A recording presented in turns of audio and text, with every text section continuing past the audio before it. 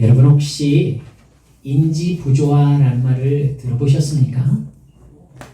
자기의 생각과 행동이나 가치의 모순을 느껴서 어느 한쪽을 버려야 되는 이 불편한 경험, 이걸 인지부조화라고 해요. 예를 들면 어떤 사람이 이제 소주를 되게 좋아한다고 해봅시다. 근데 그 사람에게 알코올 중독에 대한 정보를 주면서 술을 많이 마시는 것이 좋지 않다라는 인지가 생기게 했다고 해봅시다. 그러면 그 사람은 스트레스 상태에 들어가게 되겠죠. 자기는 소주를 너무 좋아하는데 알코올을 계속해서 섭취를 하게 되면 몸이 안 좋게 되고 결국은 병에 걸릴 것이다 라는 스트레스가 이렇게 생기게 되니까요. 술을 좋아하는 것과 술이 좋지 않으므로 그것을 끊어야 된다라는 생각은 함께 동시에 있지 못하는 생각입니다. 죄송합니다. 여러분, 이 상태를 인지부조화라고 합니다. 그런 상황에 놓인 사람들은 반드시 그 갈등을 자기 나름대로의 방법으로 해소하려고 노력하게 됩니다. 첫 번째 사람은요, 이렇게 얘기해 봅시다. 알코올 중독에 대한 정보를 받아들여서 행동을 바꾸는 사람이 있겠죠. 그 선택을 하면 그 사람은 그렇구나, 내가 지금 안 좋은 습관을 가지고 있구나 라고 생각하면서 더 이상 소주를 마시지 않을 것입니다. 두 번째 사람은 이런 사람이 있을 수 있어요. 알코올 중독에 대한 정보를 거부하는 겁니다. 그래서 내 행동을 정당화시키는 것이죠. 아니, 어떤 사람을 보면 술을 나보다 훨씬 더 많이 마시고도 건강하게 잘 사는 사람이 있는데 알코올의 부작용은 틀림없이 체질적인 문제다, 이렇게 생각하면서 알코올의 부작용에 대한 생각을 거부하는 거죠. 세 번째는 그렇게 거부한다기보다 더 새로운 지식을 통해서 자기 행동이나 지식을 정당화할 방법을 생각하는 겁니다. 그 선택을 하는 사람은 적당량의 술은 오히려 몸에 좋다는 논문도 있다 라고 하면서 자기에게 딱 들어온 알코올에 대한 지식을 수정하려고 하겠죠. 둘째와 비슷하지만 거부가 아니라 이것은 지식 수정이라고 볼 수 있겠죠. 네 번째로 보면 술과 연관된 정보를 아예 무시하거나 부정하는 사람이 있을 수 있습니다. 스트레스가 되니까 그걸 아예 그냥 생각하지도 않는 거예요. 그렇게 생각하는 사람은 소주는 술이 아니다, 이렇게 얘기하겠죠. 이 모든 자기 부조화의 처치 방법에서 첫 번째 경우만 자기 행동을 바꾸는 선택을 하는 것이죠. 나머지 세 경우는 모두 술을 계속 마시기 위해서 자기 행동을 합리화할 방법을 찾아낸 경우라고 볼 수 있겠습니다. 여러분, 사람들은 나이가 들어갈수록 자기의 지식을 더욱더욱 수정하려고 하지 않습니다. 어린이들은 자기가 모르고 있다는 사실을 인식하고 있어요. 그렇기 때문에 삶의 권위자에게 배워야 한다는 기본적인 태도를 가질 수밖에 없습니다. 그런데 나이가 들어갈수록 자기가 경험하면서 배운 지식들이 이제 쌓여가게 되잖아요.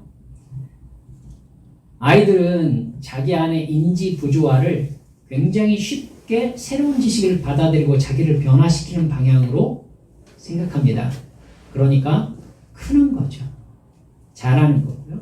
변화되어 가는 것입니다. 이게 성장이죠. 그렇게 자라면서 점점 경험이 쌓이다 보면 그 사람이 받아들인 지식과 경험이 가치관을 형성하고 그 가치관에 따라서 생각과 경험이 이제 일관성을 이루어야 자기 내적 평안함이 생기는 거예요, 이제.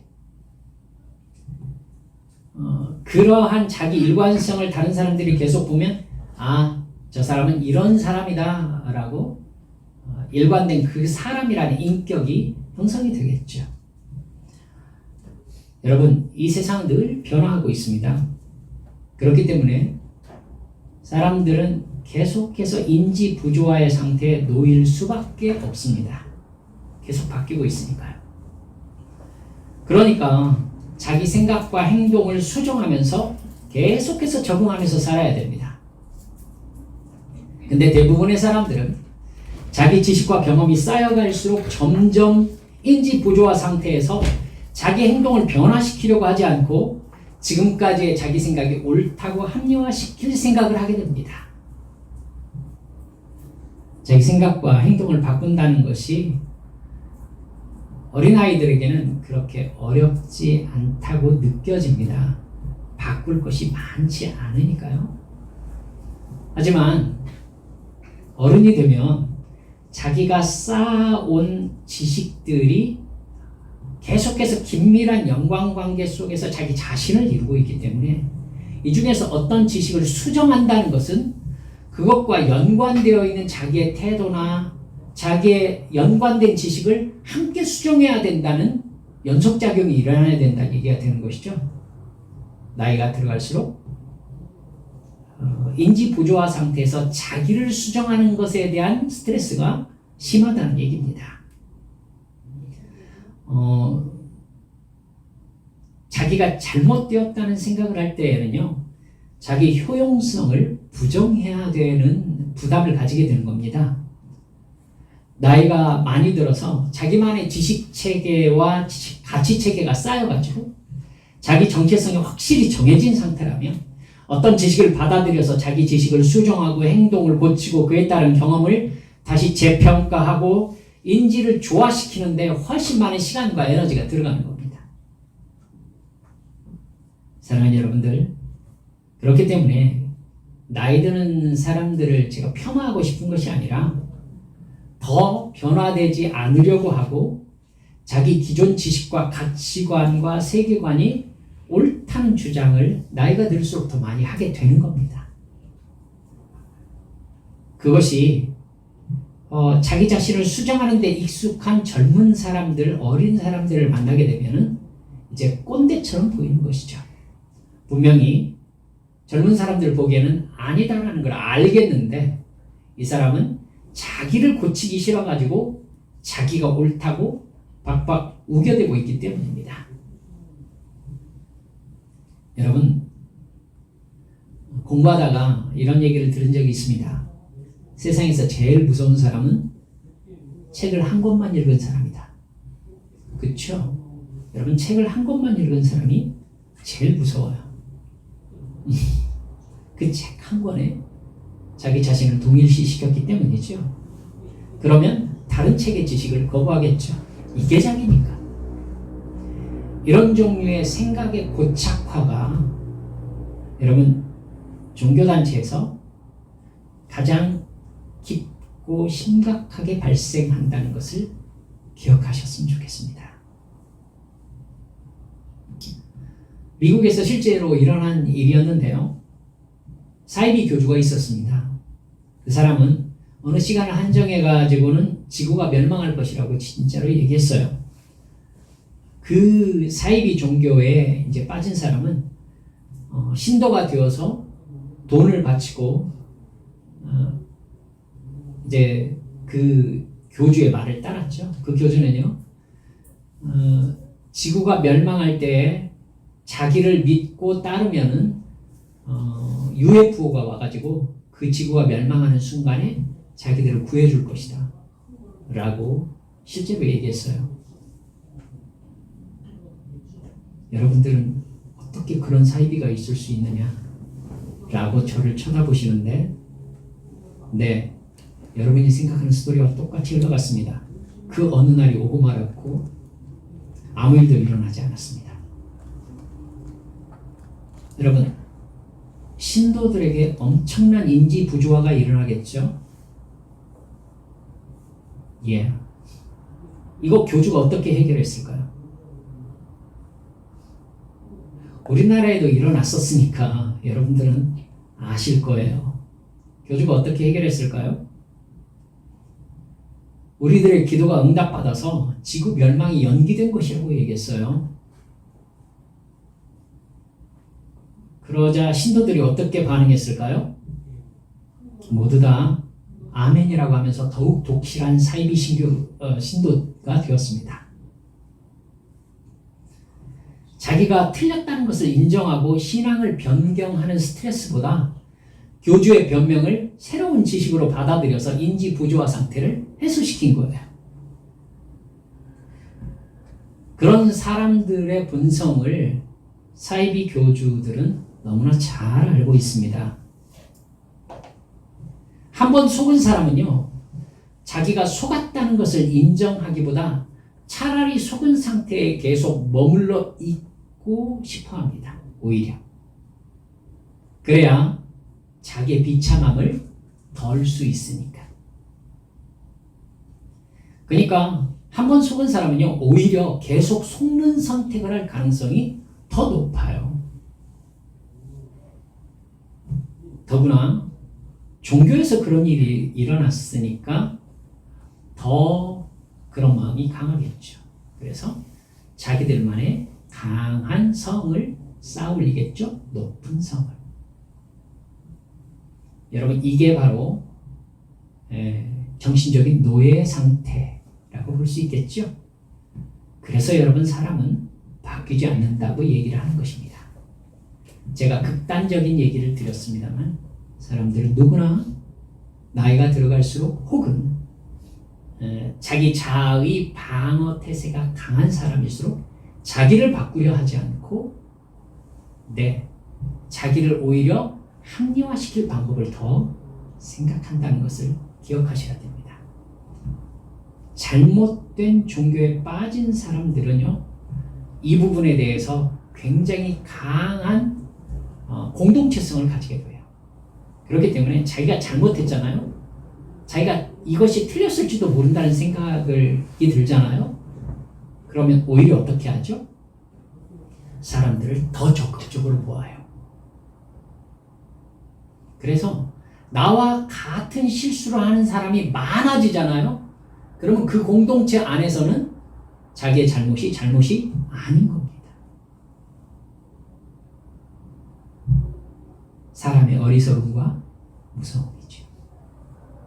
오늘 본문 말씀에는 우리가 너무도 잘 아는 삼손과 드릴라의 이야기가 나오고 있습니다. 우리가 읽은 부분은 드릴라가 삼손에게 한 말입니다. 삼손이 드릴라에게 빠졌을 때 블레셋의 왕들이 드릴라에게 제안을 합니다. 삼손의 힘의 비밀을 네가 알아내준다면 우리가 거금을 주겠다. 그 제안을 받은 드릴라는 삼손에게 대놓고 이렇게 묻습니다. 6절 말씀이죠.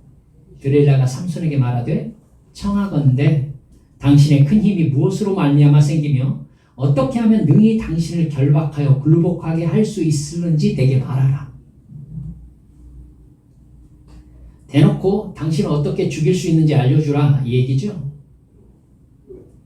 이런 질문을 대놓고 할 수 있었다는 이야기는요, 삼손이 드릴라에게 얼마나 빠져 있었는가를 알려주는 증거입니다.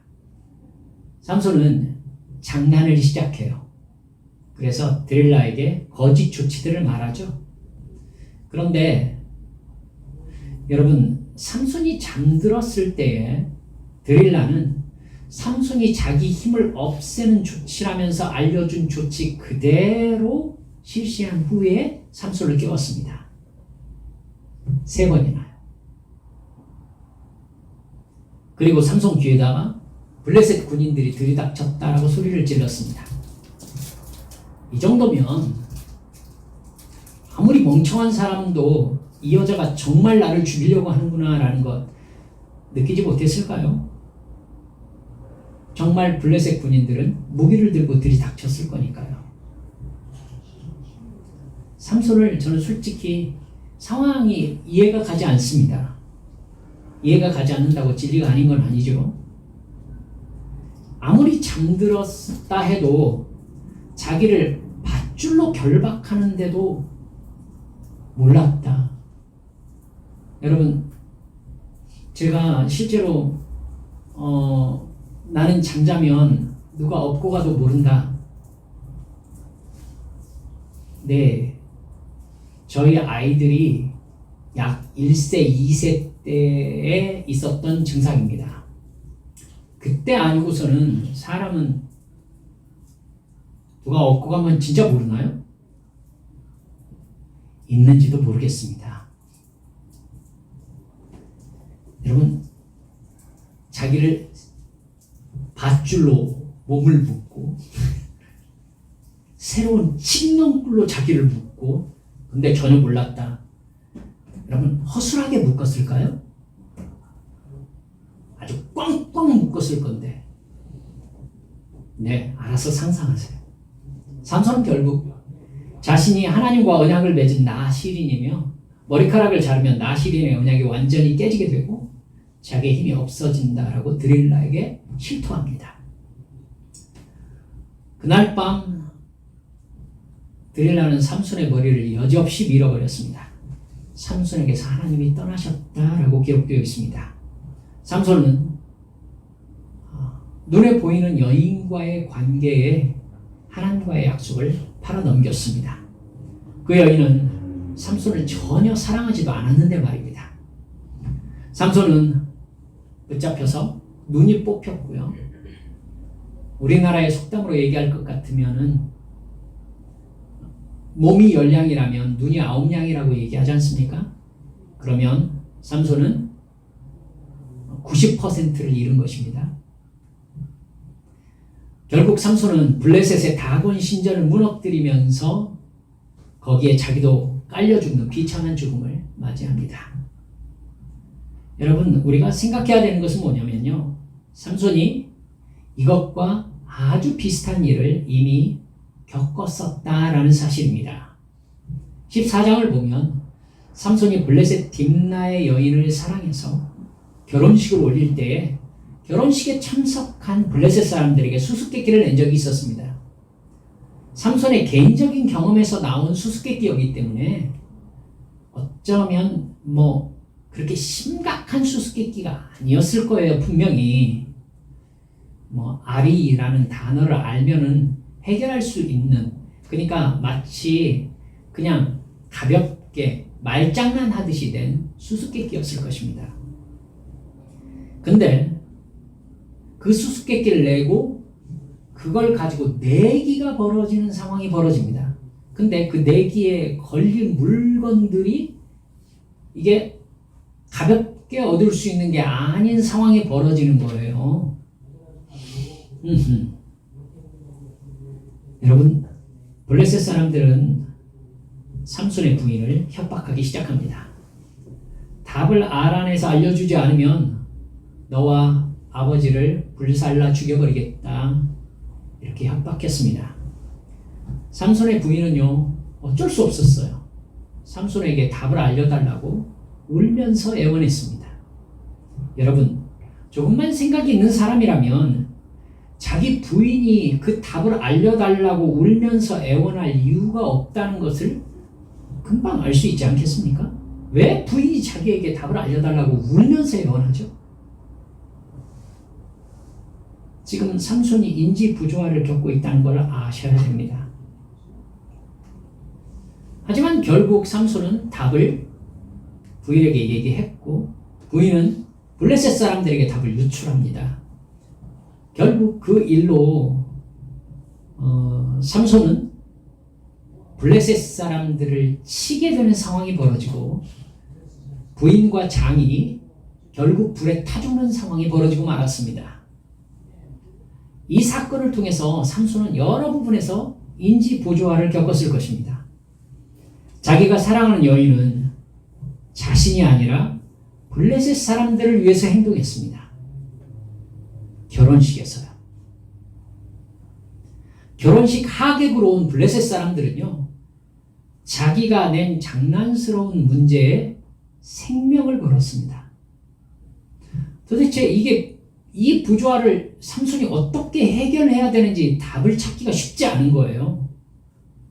그들은 심지어 자기 부인과 장인을 불태워 죽였습니다. 삼손은 분노해서 블레셋 사람들을 또한 죽이는 악순환의 상황이 벌어지고 말았습니다. 그 일로 삼손은 블레셋과 원수가 됩니다.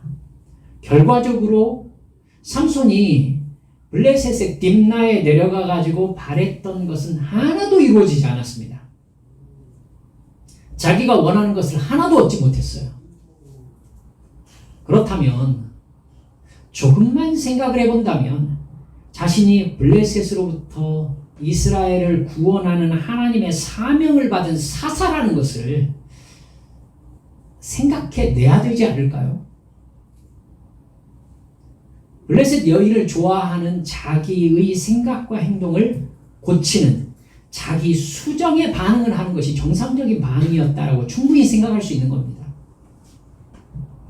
삼손은 딥나의 사건을 자기 정체성을 분명히 하라고 하나님께서 주신 경고로 해석해야 마땅했습니다. 그리고 우리들이 보기에는 그게 지극히 상식적입니다. 그리고 1년에 벌어진 어려운 일들, 어떻게 이런 일이 벌어질 수 있는가라고 생각할 만한 그런 일들은 하나님께서 삼손의 죄에 대해서 고난으로 치셨다라고 해석을 하는 것이 맞는 해석이었던 것이죠. 근데 삼손은요, 그 갈등, 즉 오늘 여러분께 주로 말씀드리고 있는 그 인지 부조화의 상태를요, 하나님의 말씀을 거부하는 것으로 해결을 합니다. 그러자 어떻게 됩니까? 삼손의 인생이 아무것도 아니게 됩니다. 자기 정체성을 분명히 깨닫고 이스라엘을 이끄는, 즉 블레셋과 싸우는 사사가 되면 참 좋았겠지만 삼손은 그것을 거부합니다. 그렇다고 여러분 블레셋과 친구가 되어서 블레셋 여인과 행복하게 살았습니까? 그것도 아니죠. 블레셋 사람들은 시간이 갈수록 블레셋과 친하게 지내고 싶어하는 삼손을 죽이려고만 했습니다. 블레셋 여인들은 삼손과 그야말로 일회성 관계를 맺었을 뿐 삼손은 블레셋 여인들에게 마음을 둘 수가 없었습니다. 여러분, 하나님께서는 삼손이 이런 인지 부조화의 상태로 잘못 결정을 내리고 블레셋과 부딪히는 이것을 하나님의 뜻을 이루는데 이용을 하셨습니다. 하지만 삼손 편에서의 상황은 그건 순종이 아니라 삼손의 분풀이었을 뿐이었죠. 그렇기 때문에 분명히 결과적으로는 이스라엘 위해서 싸우는 사사가 분명했어요. 그랬는데 삼손은 하나님과의 관계에서도 행복하지 않았고 심지어 이스라엘과의 관계에서도 행복하지 않았어요. 그리고 블레셋과의 관계에서도 전혀 행복하지 않았어요. 삼손이 바랬던 건 아무것도 삼손에게 남지 않았어요. 자기가 살고 싶은 인생을 완벽하게 살지 못했어요. 오히려요, 유다 지파들이 삼손에게 와가지고는 블레셋과 싸우지 마, 이렇게 이야기할 정도였어요. 하나님의 말씀을 거부하는 삼손이 하는 일은 모두 다 꼬였습니다. 삼손은 누구에게나 미움을 받았고요, 변화를 촉구하는 하나님의 경고를 거부하고 인지 부조화를 남 탓과 합리화로 해결하자 그의 죄는 계속될 수밖에 없었습니다. 죄가. 경고에도 불구하고 수정 없이 죄가 계속되면 결국 어떻게 되겠습니까? 그 죄에 대한 하나님의 심판이 다가옵니다. 삼손은 드릴라와의 관계에서 딥나의 여인 사건과 똑같은 상황이 벌어지고 있는데도 전혀 눈치를 채지 못합니다. 같은 상황에서 딥나의 여인과 장인이 죽었습니다. 그렇다면 이 상황이 결국은 누군가의 죽음으로 끝날 것이라는 것을 짐작하지 못할까요? 삼손의 이야기를 읽는 우리들은 문제가 훤히 보여요. 근데 삼손에겐 보이지 않습니다. 따라서 해볼까요? 죄는 그 사람을 멍청하게 만든다. 절대로 잊지 마세요. 그래서 제가 좀 원색적으로 멍청하다는 말을 쓴 것입니다. 여러분, 죄는 그 사람을 반드시 어리석게 만듭니다. 반드시 멍청하게 만들어요. 반드시 띨띨하게 만들어요. 다른 사람은 다 보고 있는데 지만 안 보여요. 다른 사람은 어떻게 해야 되는지 답까지 다 알고 있어요. 근데 지만 그걸 못해요. 삼손은 자기에게서 하나님이 떠나시고 힘이 사라진 다음 블레셋 군인에게 붙잡히는 순간 내가 이럴 줄 알았다라고 틀림없이 생각했을 것입니다. 누가 봐도 지금까지의 상황은 이런 결론이 나올 수밖에 없는 상황이었어요. 그러나 죄 안에 있을 때에는 보이지 않습니다. 혹시 여러분 어떤 일이 벌어져 버린 다음에 내 의도와 관계없이 내가 처리되어 버리는 경험을 해보신 적이 있는지 모르겠습니다. 얼마나 비참한지 모릅니다.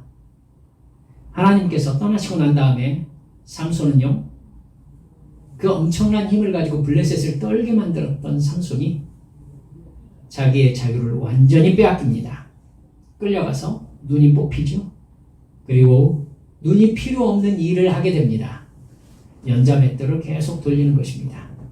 연자맷돌은 원래 누가 돌리게 되어 있습니까? 소가 돌리게 되어 있습니다. 삼손이 눈이 필요 없는 그 일을 하게 된 것입니다. 자기를 위해서 스스로 할 수 있는 일이 아무것도 없었습니다. 여기까지 오지 말았어야 했죠. 삼손은 하나님의 경고를 무시했습니다. 그것을 죄나 문제로 인식하지 않았습니다. 우리가 분명히 알아야 될 것은요, 상황이 이렇게 되기까지 하나님께서는 여러 차례 삼손에게 사명자의 정체성을 올바로 가지기를 촉구하셨다는 사실입니다. 그것을 삼손은 하나님이 어떤 의도를 가지고 계시는구나라는 걸 모를 수가 없는 일들을 계속해서 겪었어요. 그러니까 삼손 하나님께 가서 몰랐습니다라고 절대 말하지 못했을 것입니다. 하나님은 그 경고를 받아들이지 않았을 때 어떻게 될 것인가에 대한 결과도 깨달을 수 있게 해주신 것입니다. 마치 술을 계속해서 마시면 어떻게 된다는 것 알고 있는 것과 똑같아요. 하지만 끊지 못하죠. 생각과 행동을 수정하지 않고 계속 살다가 삼손은 자기 삶의 대가, 죄의 대가를 죽음으로 치를 수밖에 없었습니다. 왜 이렇게 바뀌지 않을까요? 여러분, 잊지 마세요. 어떤 죄는 그 사람이 살고 있는 세상입니다. 여러분이 어떤 죄에 빠져 있을 때에 내가 그 죄가 가능한 세상에 살고 있구나 라는 걸 잊지 않으셔야 합니다. 극단적으로 말씀드려서 이를테면 살인을 하는 범죄자가 있다고 합시다. 여러분, 근데 놀랍게도요, 그 사람은 자기가 살인을 하는 자기의 이유가 있어요. 있다니까요. 즉 살인을 하는 그 사람의 세계관과 그 사람 나름의 가치관이 있어요. 그 사람은 살인이 가능한 세상에 살고 있는 겁니다. 하지만 대부분의 사람들은 살인이 불가능한 세상에 살고 있잖아요. 살인자와 살인이 있을 수 없다는 사람이 사는 세상은 다른 세상이에요. 다른 죄도 마찬가지입니다. 저를 가르쳤던 신약학 교수님이 소천하셨는데 그분께서 이렇게 말씀하신 적이 있습니다. 강의 시간에요. 우리 집에서 제가 아이들에게 이놈 이렇게 하면 우리 아이들은 눈물을 뚝뚝 흘립니다. 아빠가 이놈이라고 했다고 이렇게 얘기하시더라고요. 여러분 가정 그러십니까? 어떤 가정의 아빠는 입에 담을 수 없는 유혹을 자녀에게 하는 것을 저는 보았습니다. 두 아빠가 사는 세상은 다른 세상이죠. 아시죠, 여러분? 전혀 다른 세상이에요. 그리고 두 아빠가 만드는 가정은 전혀 다른 세상의 가정입니다. 나는 어떤가 생각해 볼까요? 하나님께서 성령의 감동하심으로 나에게 죄다라고 깨닫게 해주시는 것은요, 내가 그 죄가 가능한 세상에 살고 있다는 뜻이에요. 이것을 굳이 저는 여러분들께 예전에 그 죄의 감옥이라고 말씀드린 적이 있습니다. 생각나십니까? 그 죄가 반복되는 것은요, 그 세상에 내가 갇혀 있다는 뜻이에요. 그 세상에 갇힌 사람은 그 세상 이상의 하나님을 경험하지 못합니다. 이 얘기를 여러분께 여러 번 드리고 싶었어요. 여러분, 나에게 가능한 죄가 있을 때 내가 그 죄가 가능한 세상에 갇힌 사람이구나. 그리고 이 세상에 내가 갇혀 있는 이상 나는 이 세상 이상의 하나님을 경험하지 못하는구나. 기억하시기 바랍니다. 사탄은요, 그 세상에 갇혀 있는 나에게 그 죄가 가능한 그 허락된 만큼, 즉 내가 사탄에게 허락된 그만큼 사탄은 나를 지배할 권리를 소유하고 있습니다. 무슨 말인지 이해하시죠? 분명히 가룟 유다는요, 병을 고치고 귀신을 쫓아내는 능력을 받았습니다. 그리고 예수 그리스도로 말미암아 구원받는 복음을 전했던 사람이에요. 사명도 감당하면서 예수님을 3년간이나 따랐어요. 하지만 그는 도둑질을 그만두지 못했어요. 그러니까 가룟 유다는요, 다른 것이 다 괜찮았는데 도둑질이 가능한 세상에 갇혀 있었던 거예요. 자기 이익을 추구하는 죄와 예수님을 따르는 삶 사이에서 가룟 유다는 인지 부조화를 겪습니다. 그러다가 결국은 가룟 유다는 자기를 수정하기보다 뭘 택하죠? 예수님을 떠나는 것을 택합니다.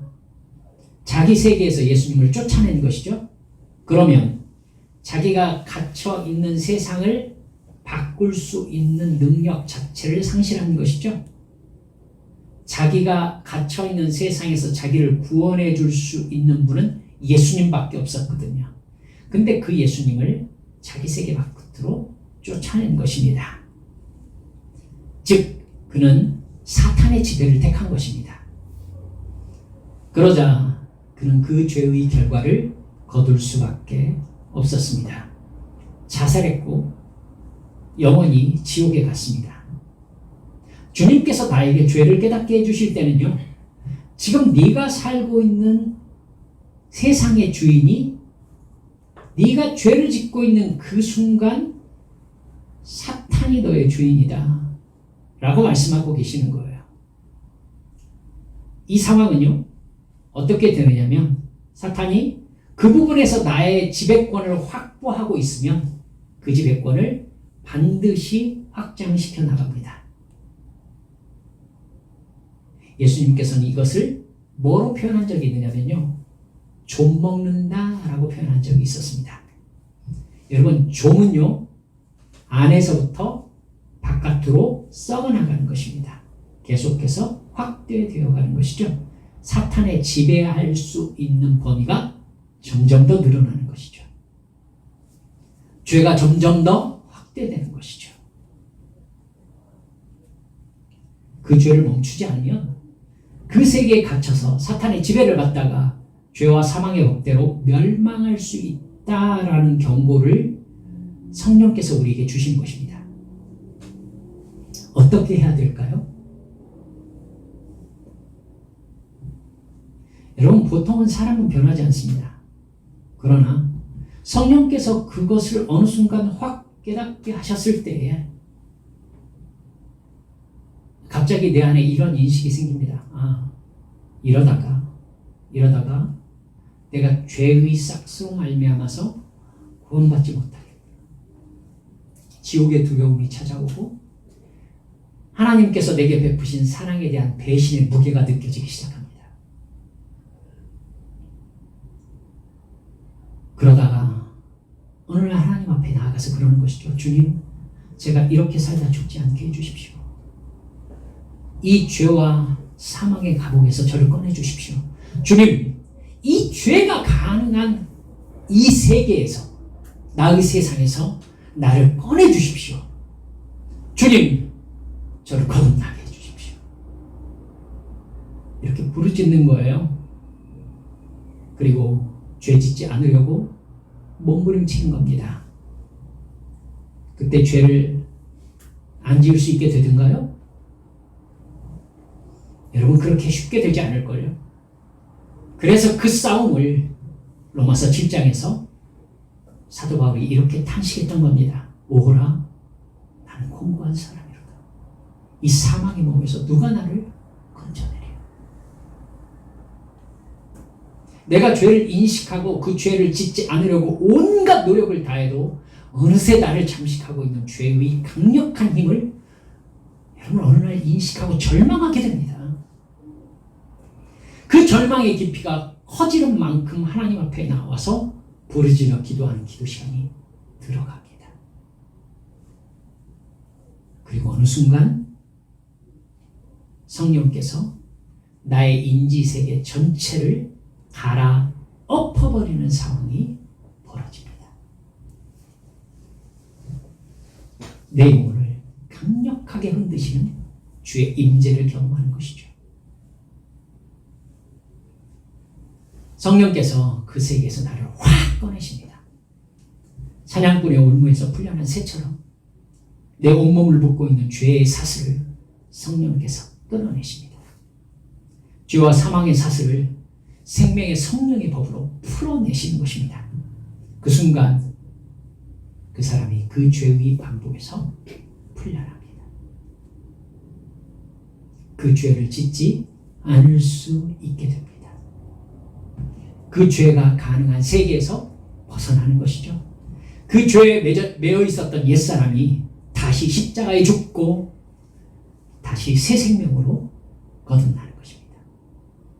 그래서 제가 여러분들께 우리가 하나님의 자녀로 거듭나는 것은 한 번 일어나는 일일 수 있지만 그것은 그 한 번의 사건으로 끝나는 일이 아니라 우리가 이 세상에서 내 생명이 끝날 때까지 매일매일 거듭나고 나의 옛사람이 매일매일 죽는 것입니다. 라고 여러분들께 구원의 실체에 대해서 여러분께 여러 번 강조드렸습니다. 여러분, 사도 바울처럼 한 번 죽는 게 아니라 날마다 죽는 겁니다. 끊임없이 찾아오는 하나님의 말씀과 내 죄의 본성과의 갈등, 그 인지 부조화를 우리는 나의 죽음으로 해결하는 사람들입니다. 성령께 붙잡혀서 예수님의 십자가에 나를 다시 못 박으면서 죄와 싸워서 오늘 또 새 사람으로 거듭남으로 나의 인지 부조화를 해결하는 사람이 거듭난 하나님의 자녀들인 겁니다. 그 작업이 날마다 계속될 때에 나는 날마다 성령께 붙잡혀서 어제와 다른 새롭게 거듭난 오늘을 살게 되는 것입니다. 그때마다 여러분, 나는 새로운 죄의 감옥에서 계속 해방되는 것이고 내가 이 죄가 가능했던 이 세계에서 날마다 다른 세계로 옮겨가는 것입니다. 그래야 새롭다라는 말이 적용되는 거 아닐까요? 말씀을 마칩니다. 우리들은 무기력하게 죄를 반복하는 세상 사람들과 다릅니다. 날마다 변화되는 사람들입니다.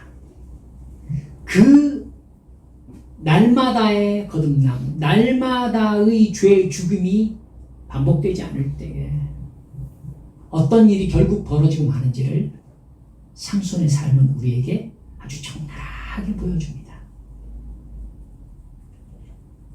죄는 그 사람을 가두는 감옥입니다. 날마다 나와야 합니다. 이 죄를 해결하고 그 다음 세계로 가보면 어느새 그 세계에 가능한 죄가 생각납니다. 그리고 그 죄를 반복하고 있음을 깨닫습니다. 다시 몸부림쳐 주님 앞에 나아가서 주여 나의 옛사람을 십자가에 못 박게 하시옵소서. 성령님 나를 다시 감동하셔서 당신의 그 은혜로 나를 여기서 구원하여 주옵소서. 사랑하는 여러분들, 이것이 바로 예수 이름으로 죄와 사탄을 저주하고 새로운 사람으로 거듭나는 우리 인생의 과정입니다. 날마다 깨어 기도하시면서 성령의 감동하심에 철저히 순종하는 우리 믿음의 성도들 모두 되어주시기를 주 예수님의 이름으로 축원합니다. 이제 함께 기도합시다.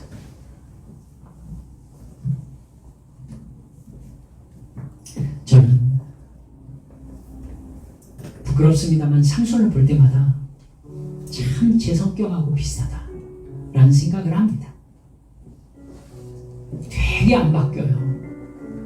바뀌었나 싶지만 또 반복하고 어느새 아이고 어떻게 그래 사나 그러면서 하나님이 아니라 나의 욕심을 바라보고 세상을 바라보고 주님이 나로 충분하지 않니? 라고 말씀하시는데 그럼요 라고 말하고는 주님 사실 내가 갖고 싶은 거 이거예요.